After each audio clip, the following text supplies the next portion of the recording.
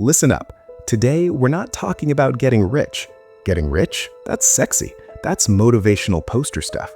We're talking about something way more brutal. How to not stay broke. Because escaping poverty is harder than building wealth. Most people think poverty is just a low bank balance. Wrong. Poverty isn't a number. It's a force. It pulls you down. It keeps you stuck. It's gravity for the working class. And unless you generate serious force, it will drag you back every single time. Today, we are going to talk about the most difficult subject in economics.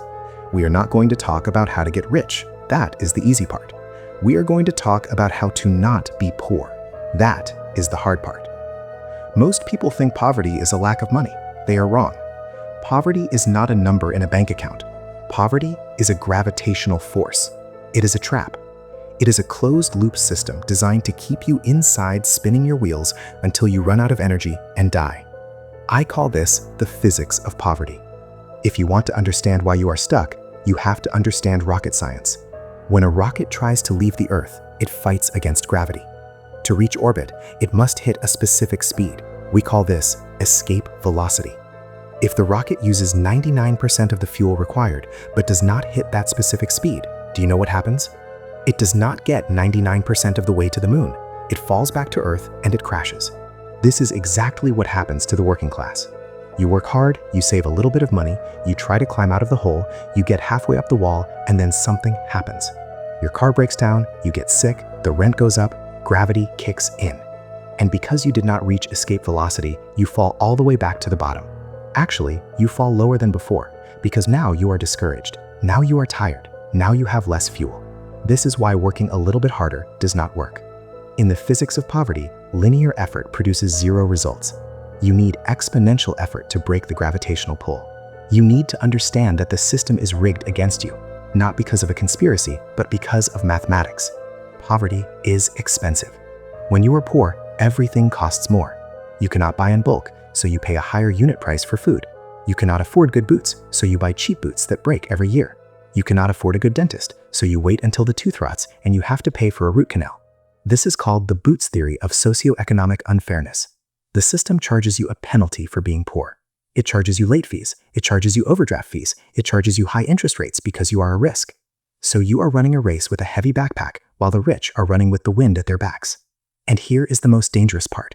Poverty is not just external. It is internal. When you are in this trap for too long, it changes your brain. And it rewires your neural pathways. It puts you in a state of constant fight or flight. Your IQ literally drops. You stop planning for 10 years from now, and you start worrying about 10 minutes from now. You become reactive, not proactive. This is the poverty loop. Low income leads to stress. Stress leads to bad decisions. Bad decisions lead to no assets. No assets lead to low income. Round and round it goes. A perfect vicious circle. But there is a way out. The laws of physics can be broken if you have enough force. In this video, we are going to reverse engineer this trap. We are going to look at the 5 specific chains that are holding you down. We are going to talk about the scarcity tax that drains your brain. We are going to talk about the dopamine trap that steals your cash. We are going to talk about the linear income trap that wastes your time. And finally, I am going to show you how to build your own engine, how to generate the escape velocity needed to leave the atmosphere of poverty forever. Once you break orbit, everything changes. The friction disappears, the silence comes, and you can finally fly. But first, we have to survive the launch. Let's begin the countdown. Let us enter the first loop. I call this the scarcity tax. Most people think that if you give a poor person money, their problems are solved. But if you give a lottery winner millions of dollars, they are often broke again within 3 years. Why? Because poverty is not just a lack of cash. It is a lack of cognitive bandwidth. There was a famous study done by Sandhill Mullainathan at Harvard. He found that when your mind is consumed by financial stress, when you are worrying about how to pay the rent or how to fix the car, your effective IQ drops by 13 points. 13 points. That is the same effect as going without sleep for 24 hours or being a functional alcoholic. This means that when you are poor, you are literally operating with a damaged processor. You are trying to solve complex long-term problems with a brain that is in survival mode. You cannot see the future because you are too busy fighting the present. This is the scarcity trap. When you have limited bandwidth, you make bad decisions. You take the high-interest payday loan because you need cash now. You buy the unhealthy food because it is cheap and fast. Now, you are not stupid. You are just exhausted. And the system knows this. The system exploits this. Let me tell you about the Vimes boots theory. It goes like this. A rich man can afford to buy a pair of high-quality boots for $50. Those boots will last him 10 years, so his cost is $5 a year. A poor man cannot afford $50. He only has $10, so he buys a cheap pair of boots. But the cheap boots fall apart after 1 year, so next year he has to buy another pair for $10, and the year after that. Over 10 years, the poor man spends $100 on boots. The rich man spent $50. The poor man spent twice as much money, and his feet were wet the entire time. This was the mathematics of being poor. It is expensive to be poor. You pay late fees, you pay overdraft fees, you pay higher interest rates, you buy small quantities of toilet paper because you cannot afford the bulk pack, so you pay more per sheet. The system charges you a premium for your lack of capital. So how do we break this first loop? How do we stop the bleeding? You need to build a buffer. Your first financial goal is not to get rich. It is not to buy a house. It is not to invest in the stock market. Your only goal is to save $1,000 or even $500. Put it in a separate account and do not touch it. This money is not for spending. This money is for buying back your brain. When you have a buffer, the car breaking down is just an inconvenience. It is not a disaster.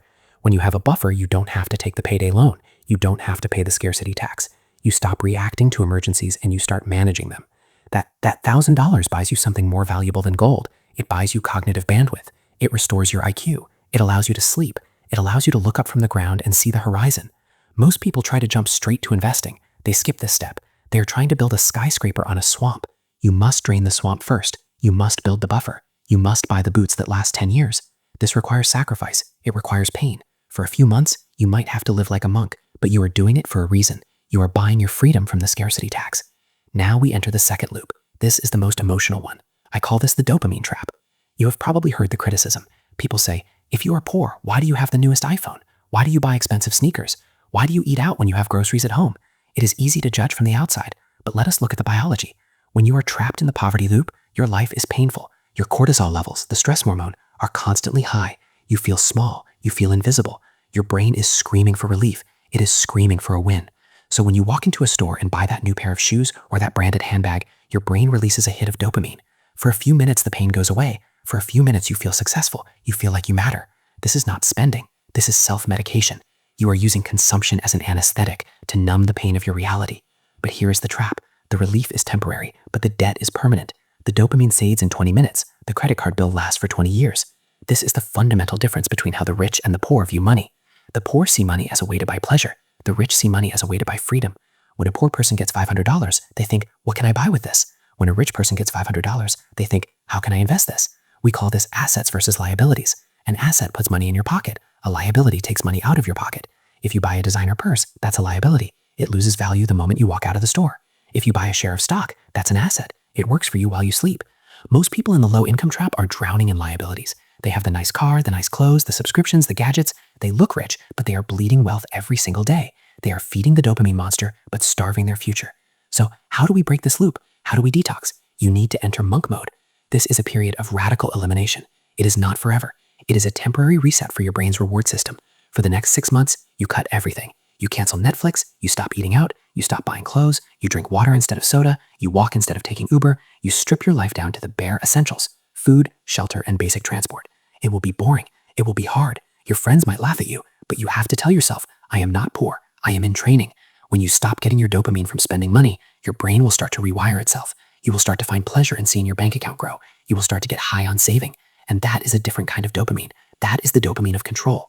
Once you realize that you do not need the new phone to be happy, you become dangerous. You become free because the system can no longer manipulate you with shiny objects. You have broken the addiction. Now we enter the third loop. This is the one that keeps you tired. I call this the linear income trap. Most people are taught a simple equation for life. Time equals money. If you want more money, you have to work more hours. You get a second job. You work overtime. You drive Uber on the weekends. But there is a fatal flaw in this equation. Time is finite. You only have 24 hours in a day, and you have to sleep. This means your income is mathematically capped. There is a ceiling you can never break through, no matter how hard you work. But your expenses are not capped. This brings us to the silent killer of the working class: inflation. Inflation is a tax that is levied on people who sell their time. When the government prints money, prices go up. The price of bread goes up. The price of gas goes up. But do your wages go up? Not immediately. Wages are what economists call sticky. Your boss waits a year, maybe 2, before giving you a 3% raise. But by then, inflation has already eaten 8% of your purchasing power. You are running up a down escalator, and the escalator is moving faster than you can run. So you work harder.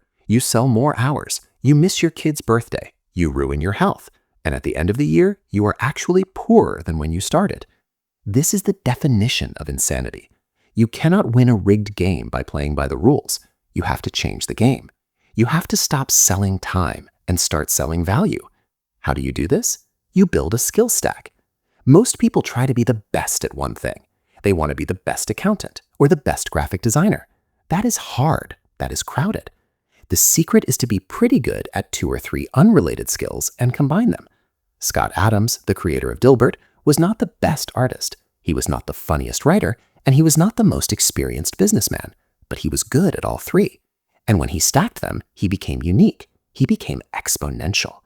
If you are a low-income worker, do not just go get a second job flipping burgers. That is just more linear income. Use your monk mode time to learn a second skill. If you are a construction worker, learn sales. Now you are not just a laborer. You are a contractor who can close deals. If you are a waiter, learn copywriting. Now you are not just carrying food. You are designing menus that sell high-margin items. You must become a double threat. When you stack skills, you detach your income from your hours. You become harder to replace. You become an asset, not a commodity. The market pays for rarity. It does not pay for effort. If you can be replaced by a teenager or a robot in a week, you will always be poor. You must build a moat around your income, and that moat is your skill stack. Now, we enter the 4th loop. This is the hardest chain to break. I call this the social gravity. There is a famous saying, you are the average of the 5 people you spend the most time with. If your 5 best friends are broke, you will be the 6th. If your 5 best friends are constantly complaining about the economy, you will be the 6th. If your 5 best friends have no ambition, you will be the 6th. Why? Because human beings are mimicking machines. We have something in our brains called mirror neurons. We subconsciously copy the behavior, the language, and the mindset of the tribe around us. If you are trying to escape poverty, but you are surrounded by people who have accepted poverty, you are fighting a losing battle. This brings us back to the crab bucket effect. If you put 1 crab in a bucket, it can crawl out. But if you put 10 crabs in a bucket and 1 tries to escape, the other 9 will grab its legs and pull it back down. They do not do this because they are evil. They do this because your success makes them feel unsafe. Your escape highlights their imprisonment. When you start your monk mode, when you start saving money, when you start learning new skills, your old friends will notice and they will not applaud you. They will attack you. They will say, why are you working so hard? Relax. They will say, you think you are better than us. They will say, the game is rigged. Why bother? This is the sound of social gravity. It is the sound of the crabs pulling you back. If you listen to them, you stay in the bucket. You must understand that poverty is often a culture. It is a shared story of victimhood. The government is bad, the rich are evil, I have bad luck. This story is comforting. It absolves you of responsibility, but it keeps you poor. So how do you break this loop? You must practice ruthless isolation. I'm not saying you have to be mean to your family or your childhood friends, but you have to protect your mind. You cannot afford to spend 3 hours a day listening to someone complain about their life. That is poison. You need to find a new tribe. Now you might say, but Warren, I am poor. Rich people do not want to hang out with me. That is true. You cannot just walk into a country club, but you live in the age of the internet. You can find virtual mentors. You can spend your time with Charlie Munger. You can spend your time with Einstein. You can spend your time with the greatest minds in history. Read their books, watch their interviews, listen to their podcasts. Let their voices drown out the noise of your environment. When you read a biography of a billionaire, you are downloading their operating system into your brain. You are hacking your mirror neurons. You are choosing to be the average of the authors you read, not the people you live next to. This is how you escape the gravity of your zip code. You build a new neighborhood in your mind. And finally, we arrive at the 5th loop. This is the engine of wealth. I call this the compound void. Albert Einstein famously said, compound interest is the 8th wonder of the world. He who understands it earns it. He who doesn't pays it. If you are trapped in the poverty loop, you are likely on the wrong side of this equation. You are paying compound interest. You have credit card debt at 20% interest. You have car loans. You have student loans. The math is working against you. Every day you wake up, you are poorer than you were the night before, even if you didn't spend a dime. You are paddling a boat upstream, and the current is stronger than your arms. The wealthy are on the other side. They earn compound interest. They have money in the S&P 500. They have real estate. They have businesses. Every day they wake up, they are richer than the night before, even if they slept all day. This is the snowball effect. If you want to escape low income, you must stop being the person who pays interest and start being the person who earns it. You must cross the line. How do you do this? You need to follow the 3 stages of escape. Stage 1, survival. This is where you stop the bleeding. You cut your expenses to the bone. You use your monk mode savings to pay off your high interest debt. You kill the vampire that is sucking your blood. Stage 2, accumulation. This is where you start buying assets. And I do not mean a house or a car. I mean productive assets. You take $10 a day, just $10, and you put it into a low-cost index fund. You ignore the noise. You ignore the flashy trends. You just buy a piece of the American economy and let it grow. You are building your own snowball. It will look small at first. It will look pathetic, but you must trust the math. Stage 3, freedom. This is the moment when your assets generate enough cash flow to cover your basic survival needs. This is escape velocity. The moment this happens, you have broken the gravitational pull. You no longer have to sell your time to stay alive. You have options. You have dignity. Now, let us review the poverty loop. We talked about the scarcity tax. We talked about the dopamine trap. We talked about the linear income trap. We talked about the social gravity, and we talked about the compound void. These are the chains that find you. But remember this, chains are made of metal, but they are forged in the mind. The door to the cage is open. It has always been open. The system wants you to stay inside. Your friends want you to stay inside. Your own fear wants you to stay inside. But you have the physics on your side. You have the map. You just need the courage to walk out. That's all. Thanks for watching.